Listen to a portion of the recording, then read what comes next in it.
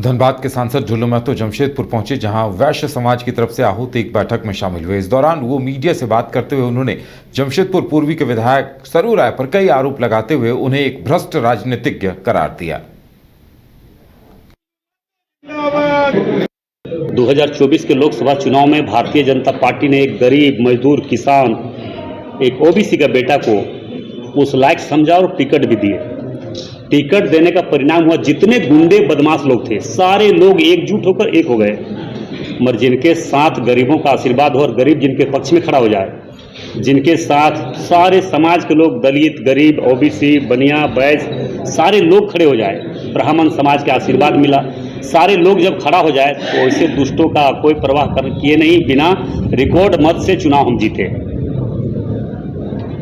क्या कार्यक्रम है? नहीं, देखिए, हम लोग एक वैश्य वर्ग का ओबीसी का एक बैठक रखे हैं, उसी में हम आए हुए हैं। उस पर बैठ के चर्चा करेंगे कि हम लोग इसी आए थे कार्यक्रम में, अपने व्यक्तिगत कार्यक्रम में, उसी लेकर बैठक हुई।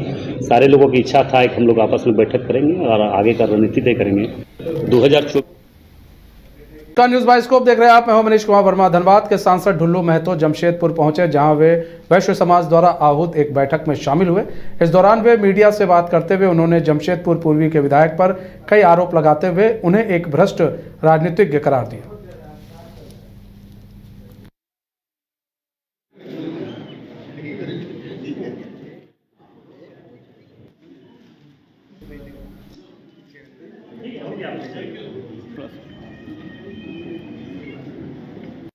दो 2024 के लोकसभा चुनाव में भारतीय जनता पार्टी ने एक गरीब मजदूर किसान एक ओबीसी का बेटा को उस लायक समझा और टिकट भी दिए। टिकट देने का परिणाम हुआ जितने गुंडे बदमाश लोग थे सारे लोग एकजुट होकर एक हो गए। मगर जिनके साथ गरीबों का आशीर्वाद हो और गरीब जिनके पक्ष में खड़ा हो जाए, जिनके साथ सारे समाज के लोग, दलित, गरीब, ओबीसी, बनिया, वैश्य सारे लोग खड़े हो जाए, ब्राह्मण समाज का आशीर्वाद मिला, सारे लोग जब खड़ा हो जाए तो ऐसे दुष्टों का कोई परवाह किए नहीं, बिना रिकॉर्ड मत से चुनाव हम जीते। क्या कार्यक्रम है? नहीं, देखिए, हम लोग एक वैश्य वर्ग का ओबीसी का एक बैठक रखे हैं, उसी में हम आए हुए हैं। उस पर बैठ के चर्चा करेंगे कि हम लोग इसी आए थे कार्यक्रम में, अपने व्यक्तिगत कार्यक्रम में, उसी लेकर बैठक हुई। सारे लोगों की इच्छा था कि हम लोग आपस में बैठक करेंगे और आगे का रणनीति तय करेंगे। 2024 के लोकसभा चुनाव में भारतीय जनता पार्टी ने एक गरीब मजदूर किसान प्रधानमंत्री नरेंद्र मोदी का 2 अक्टूबर को हजारीबाग में प्रस्तावित कार्यक्रम है। इसी को लेकर हजारीबाग पहुंचे जनजाति मामले के केंद्रीय मंत्री जुएल ओरांव ने एक बड़ी जानकारी दी। उन्होंने कहा कि जनजाति विभाग का देश का सबसे बड़ा योजना हजारीबाग की धरती से प्रधानमंत्री 2 अक्टूबर को लॉन्च करने जा रहे हैं। उन्होंने कहा कि 18 सितंबर के कैबिनेट में योजना पास किया गया है।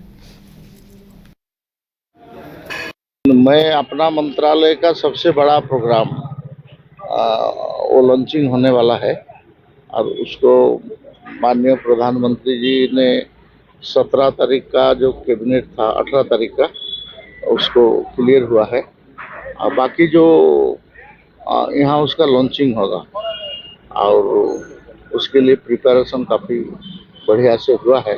लेकिन लॉन्चिंग का जो है वो प्रधानमंत्री ही घोषणा करेंगे, वो अच्छा रहेगा। मैं उसको कुछ नहीं बोल रहा चाहता हूँ।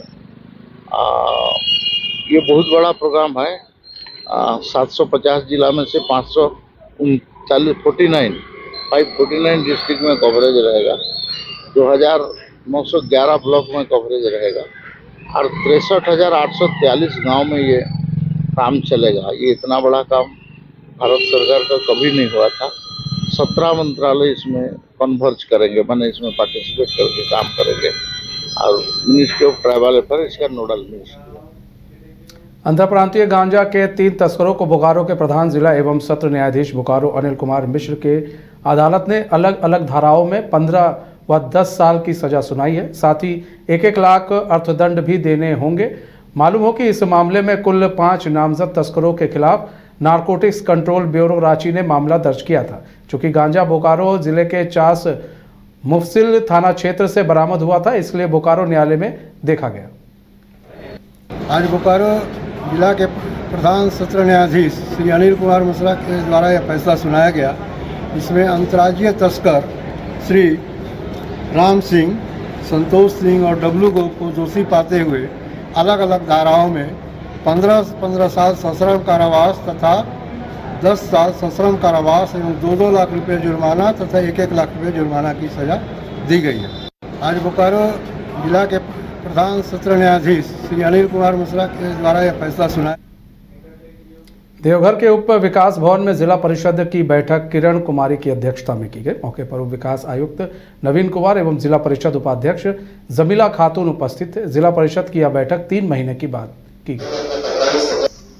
3 महीने के बाद ये बैठक हुई हमारी, क्योंकि इस बैठक के करने के बाद 57वीं महिला आ गया था, उसकी बाध्यता हम लोगों की रहती है, इस कारण से लेट बैठक हुई। इस बैठक में जो प्रस्ताव अभी हमारे पास आया है, अधिकतर इसमें प्रस्ताव और प्रतिवेदन जो दिया गया है वो संतुष्टिपूर्वक नहीं थी, जिस पर हमारे सभी माननीय सदस्य के द्वारा आपत्ति जताई गई।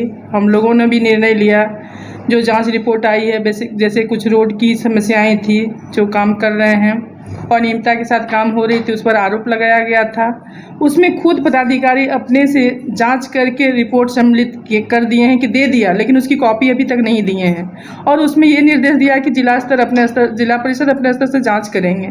इसी पर एक सर्वसम्मति से प्रस्ताव पारित किया गया जिला स्तरीय, कि जैसे भी जिला स्तरीय में अध्यक्ष, उपाध्यक्ष, हमारे डीडीसी साहब, संबंधित सदस्य, आरओ विभाग की रोड है, हमारी नीलम कुमारी जिला परिषद सदस्य पालोजोरी से है, उनका कंप्लेन था, उस पर ही निर्णय आया ये बात। उस योजना को हम लोग पुनः जांच करेंगे और जांच के बाद जो रिपोर्ट आएगी और जो इस जांच दिया हुआ है जिनके द्वारा ये आया है उस पर हम लोग कर। देवघर के जैन मंदिर के सभागार में दिल्ली मेदांता के गुर्दा रोग विशेषज्ञ डॉक्टर मनीष जैन पहुंचे, जहां जैन समाज ने उनका भव्य स्वागत किया। मौके पर जैन समाज के लोगों ने साल में एक दिन मेदांता की तरफ से शिविर लगाने के लिए भी डॉक्टर साहब को कहा, जिसमें डॉक्टर ने कहा कि मैं मेदांता से बात करके साल में एक बार जैन मंदिर के सभागार में शिविर का आयोजन जरूर करूंगा। वही होगा। तो भगवान का रूप माना जाता है और देवघर वासियों के लिए आप भगवान जाने जाते हैं। बहुत से देवघर वासियों को आपने उसको दूसरा जीवन प्रदान किया है, क्या कहना चाहेंगे आप? हम अपनी तरफ से सब अच्छा करना चाहिए, अपनी तरफ से अच्छा करते हैं और जो हमारे पेशेंट्स होते हैं सब अपना फॉलो करें तो डेफिनेटली अच्छा होगा ही होगा। तो सर, देवघर का क्या अनुभव है यहाँ के वासियों के लिए? यहाँ जो आप आए कैसा अनुभव कर रहे हैं आप? बहुत अच्छा है, बहुत ही मतलब इससे अच्छा हमें रिस्पांस नहीं मिल सकता वैसे भी, और जब कभी बात भी की है तब भी हमेशा देवघर वासियों के साथ मुझे बहुत ही अति प्रसन्नता हो रही है सबके साथ मिलकर। क्या कहना चाहेंगे सर, आप गुर्दा रोग विशेषज्ञ हैं, क्या कहना चाहेंगे जो क्या इससे किस तरह बचाव कर सकता है, जो व्यक्ति किस तरह बचाव करेंगे इससे? सबसे पहले ये ध्यान रखना, शुगर और बीपी के मरीज, हमारा 70 से 80% जो गुर्दा रोग है वो शुगर और बीपी के मरीजों को होता है और 90% उसमें वो वाले होते हैं जिनका अनकंट्रोल चल रहा है। तो अपनी नियमित रूप से शुगर की, बीपी की दवाई लीजिए, अपने डॉक्टर को जरूर दिखाइए। पेन किलर्स का सेवन कम से कम करिए। कई बार क्या होता है, पूरे दिन की थकान है, हमें लगता है कि हमें दर्द हो रहा है, तो वो हो सकता है किसी और चीज़ की वजह से हम दर्द की दवाइयाँ खाते रहते हैं। अननेसेसरी के सप्लीमेंट्स मत खाइए, नियमित रूप से एक्सरसाइज करिए, टाइम से खाना खाइए, अपने जीवन को सिंपल रखिए, स्मोकिंग, अल्कोहल का जहाँ तक हो सके सेवन ना करें। तो ये बेसिक रिक्वायरमेंट्स हैं जो कि हमारी वैसे भी हेल्थ के लिए होती है। और अपना जो भी आपके फिजिशियन हैं, डॉक्टर हो, उनको नियमित रूप से फॉलो करिए और जैसे जैसे वो टेस्ट बोलते हैं कराते रहिए। उससे बचे ना कि हमें इस टेस्ट से नहीं है, अगर आपको पहले ही पता लग जाएगा तो चीज़ को उसको इनिशियल स्टेज पर ही कंट्रोल किया जा सकता है। धनबाद जिले के पूर्वी टुंडी प्रखंड क्षेत्र के लटानी में बीजेपी ने कार्यकर्ताओं के साथ समीक्षा बैठक की। बैठक में पश्चिम बंगाल के बांकुड़ा जिले के छतना विधानसभा के विधायक सत्यनारायण मुखर्जी नहीं शामिल हुए। इस दौरान आगामी विधानसभा चुनाव का मंथन किया गया। झारखंड का चुनाव है, इसीलिए जो कार्यकर्ता है मेरा भाजपा का, उसको साथ में मिलने के लिए आया। पार्टी का जो काम है बुध तक, वही मैं सोचा उसको।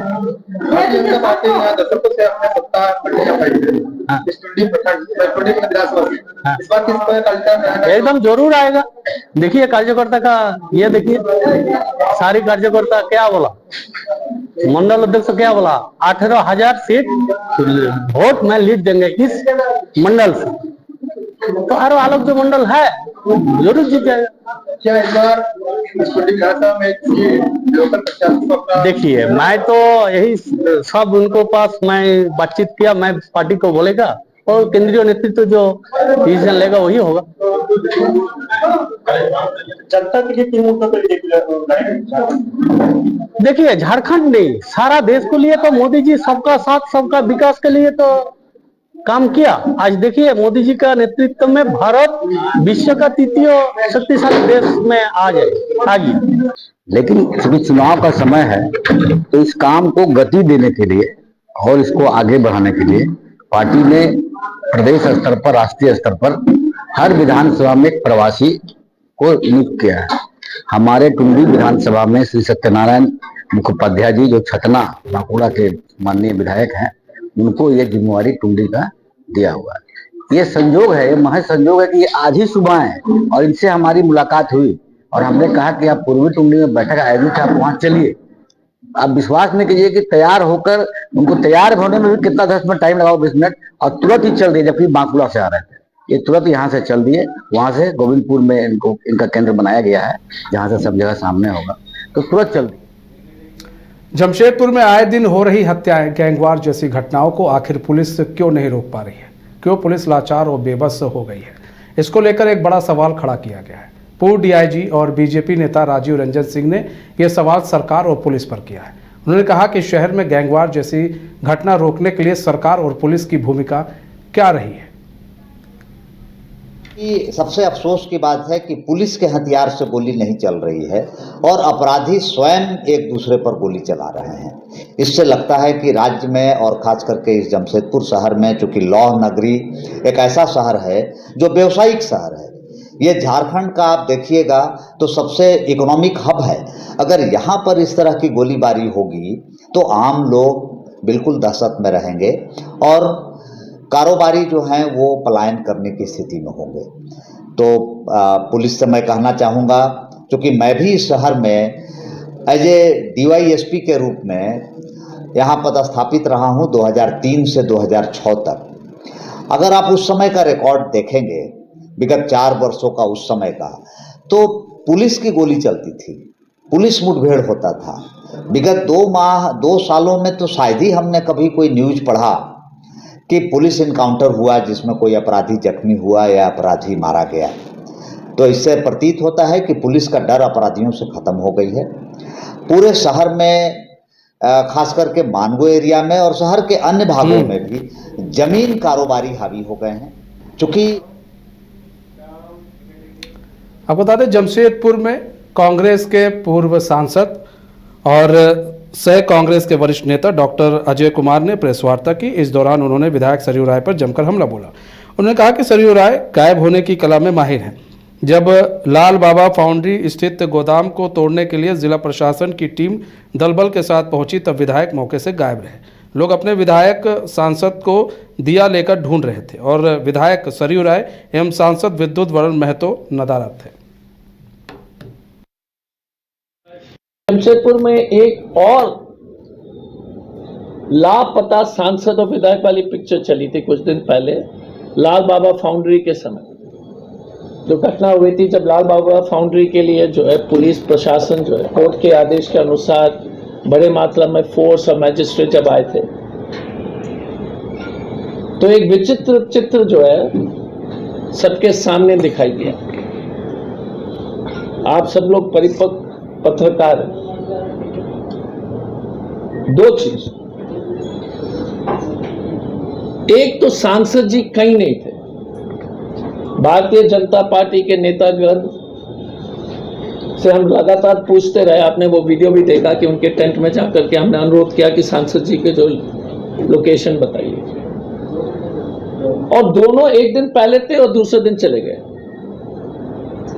सरयू राय जी एक दिन पहले जमशेदपुर में थे और जब मालूम पड़ा कि फोर्स आएगा दूसरा दिन तो वो निकल गए। अब इनकी जो नैतिकता आप समझ सकते हैं, दोनों का क्या नैतिकता है कि जब जनता कष्ट में है तो सरयू जी ठीक जो है विपरीत दिशा में भाग गए। तो ये लापता नेता, लापता सांसद और लापता विधायक एक फ्लॉप पिक्चर जो है जमशेदपुर के जनता के सामने आपने देखा